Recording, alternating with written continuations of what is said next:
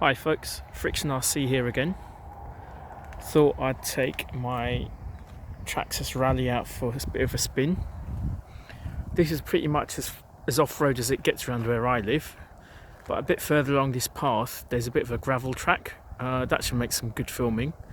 Don't know how much battery life I've got left, so we'll see. It'll probably run out just as I start knowing my luck. But this is a spot that I normally bring my Traxxas Slash to. There's a few vids of me bouncing around. That can handle it because I've raised the suspension. But in this rally, it's really low. And as I've said before, the Fiesta body looks cool, but is useless. I can imagine it scraping and tearing. But anyway, I'll take it further along and we'll see what happens.